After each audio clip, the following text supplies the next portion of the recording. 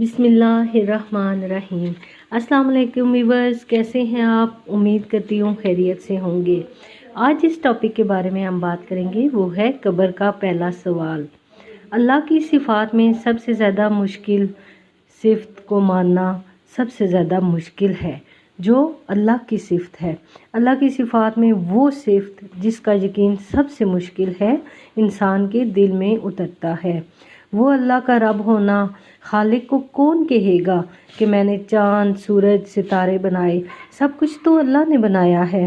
سورج اللہ نے، چاند اللہ نے، زمین اللہ نے، آسمان اللہ نے، ہوا اللہ نے کائنات بنائی، اور اللہ جو سب کو روٹی دینے والا ہے، اللہ جو سب کو پالنے والا ہے۔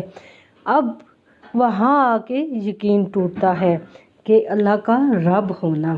اللہ رب ہے، اللہ پالنے والا ہے، اللہ پالتا ہے، اللہ دشمن کو بھی پالتا ہے اور دوست کو بھی پالتا ہے، اور بے شمار خزانوں کے ساتھ، بے شمار لشکروں کے ساتھ، بے شمار رحمتوں کے ساتھ نافرمانوں کو بھی رزق دیتا ہے اور فرمانبرداروں کو بھی رزق دیتا ہے۔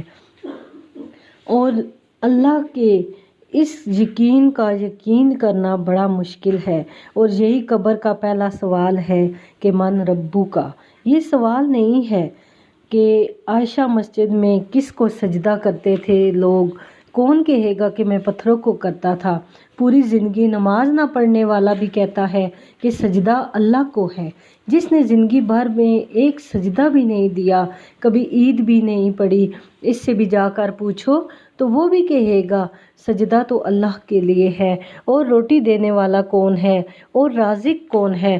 تو اس کے جواب میں ایک ہی بات پتہ چلے گی کہ وہ صرف اللہ ہے، وہ صرف اللہ ہے، اللہ ہے۔ اور اس کے جواب میں اللہ تعالیٰ نے اپنا تعارف کروایا کہ الحمدللہ رب العالمین، اور میں اللہ ہوں، تمام تعریفیں میرے لیے ہیں، اور میں ساری خوبیوں کا مالک ہوں، میں سارے جہان کو پالتا ہوں۔ اور اسی پر آ کر قرآن پاک کے اختتام میں یہ بھی بتایا گیا کہ قل اعوذ برب الناس، میں وہ ہوں جو سارے جہان کے پالنے کے ساتھ ساتھ میں تمہیں بھی پالتا ہوں اور تمہارا رب ہوں۔ اور تکرار کروایا، نماز میں بتایا، قیام میں بتایا، رکوع میں بتایا، سجدوں میں بتایا کہ میں تیرا رب ہوں۔ نماز شروع کرو تو اللہ کے نام پر، ختم کرو تو اللہ کے نام پر، تو رب اللہ ہے۔ اور قرآن کو پڑھنا شروع کرو تو اللہ کے نام پر، اور ختم کرو تو اپنے اللہ کے نام پر۔ اور قبر کا پہلا سوال کہ من ربو کا، کون ہے تیرا رب؟ جھوٹ بولنے والا، غیبت کرنے والا، ظلم کرنے والا، اس کے لیے یہ کہنا ناممکن نہ ہو جائے گا کہ میرا رب اللہ ہے؟ وہ نہیں کہہ سکے گا۔ سو گیا تھا کیا وہ اس وقت کہ اسے جھوٹ بولنا پڑا کہ میرا رب کون ہے؟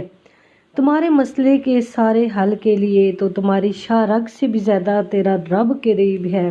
رب کہتا ہے مجھے پکارو تو صحیح، مجھے بلاؤ تو صحیح، کبھی میرے آگے جھکو تو صحیح، میرے آگے سر جھکاؤ تو صحیح۔ تم مخلوق ہو میری، میں تیرا رب ہوں۔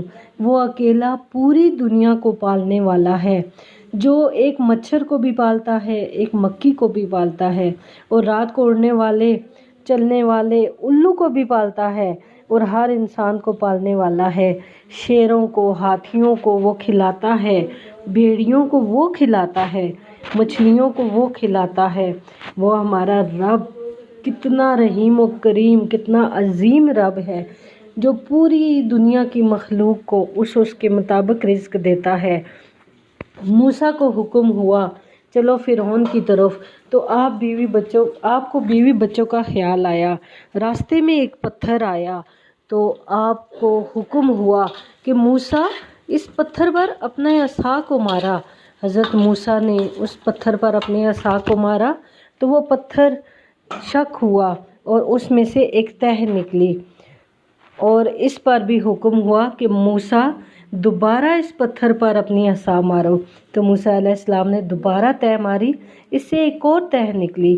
پھر تیسری بار حکم ہوا کہ موسیٰ ایک بار اور عصا مارو۔ انہوں نے اپنی عصا کو، اپنی لاٹھی کو مارا تو اس میں سے ایک اور تہ نکلی اور اس تہ کے بیچ میں ایک کیڑا تھا اور اس کے منہ میں سبز پتا تھا، اور اللہ نے کہا سن لو یہ کیا کہہ رہا ہے، وہ کیا کہہ رہا ہے۔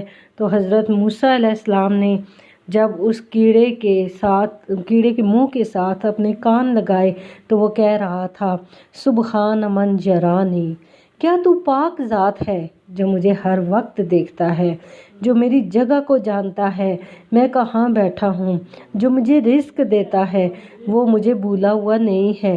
تم مانگو تو صحیح اپنے رب سے۔ تو اے انسان، تم کس طرف جا رہے ہو، کیا کر رہے ہو؟ یہ تمہارے رب نے تمہیں بنایا ہے سب سے زیادہ اشرف المخلوقات، تمہیں عزت دی، تمہیں پالا پوسا، اور تمہاری ساری خوشیوں اور غموں کا وہی مالک ہے، تمہاری زندگی کی ضروریات وہی پوری کر رہا ہے۔ تو جھک جو اس رب کی طرف، اپنی زندگیوں کو آسان بنا لو، اپنی آخرت کو اچھا بنا لو، تاکہ جب تم آخرت میں اپنے رب کے سامنے پیش ہو اس وقت تمہیں شرمندہ نہ ہونا پڑے۔ تو اللہ تعالیٰ مجھے، آپ کو، ہم سب کو اپنے رب کو صحیح طریقے سے راضی کرنے کی توفیق عطا فرمائے۔ اس کے ساتھ ہی مجھے اجازت دیجیے، اپنا بہت زیادہ خیال رکھیے گا۔ فی امان اللہ۔